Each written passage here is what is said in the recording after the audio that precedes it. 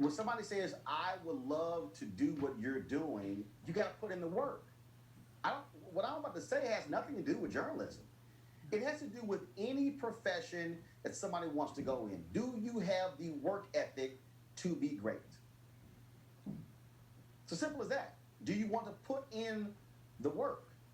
I mean, and when I say put in the work doesn't just mean, oh, I put the work in when I was in high school, when I was in college, and then I'm all good. No, it means you never stop working.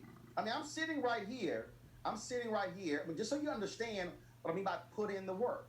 I'm talking on a Canon XA25 camera right here that's being routed through an ATM and Mini Pro switcher that's being connected to my laptop.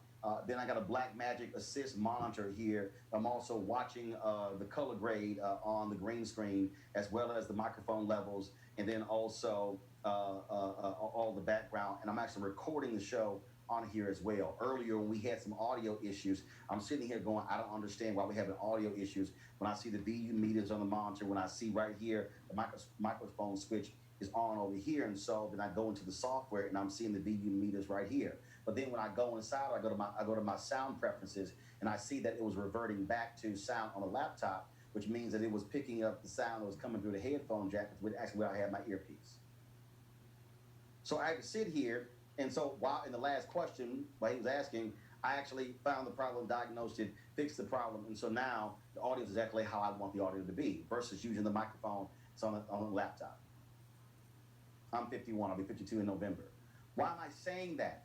It's because you have to be in a constant state of learning. You have to understand that you never reach a point where you no longer have to learn.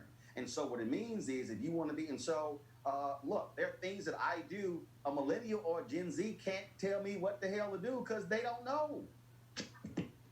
So what happens is there are people out there who are afraid of continuing to learn and continuing to get better. And I'm in a constant state of what is the next thing, studying the next thing, how can we do this here, how can we stream this here, this encoder, what about this particular software, can this make our job easier? Okay, the software that we're paying for, are we maximizing its usage? What are we doing with it? I'm not just accepting just where it is right now. I was on two consulting calls yesterday for people. One group doing an audio podcast, one group was doing a video show, and was going through these things. And so that's how you get to somebody's level. That's how you achieve greatness.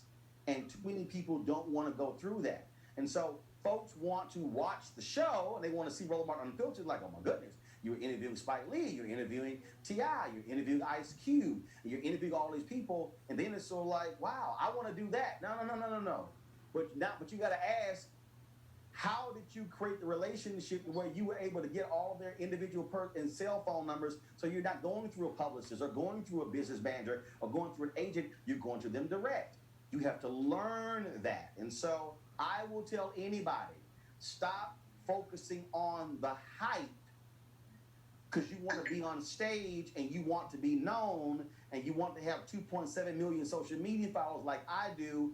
Do you want to do the things that are unseen, where no one sees you, where you're in your home and you've got all this stuff on your table and all this, and you're figuring all these things out and you're trying to go through it all?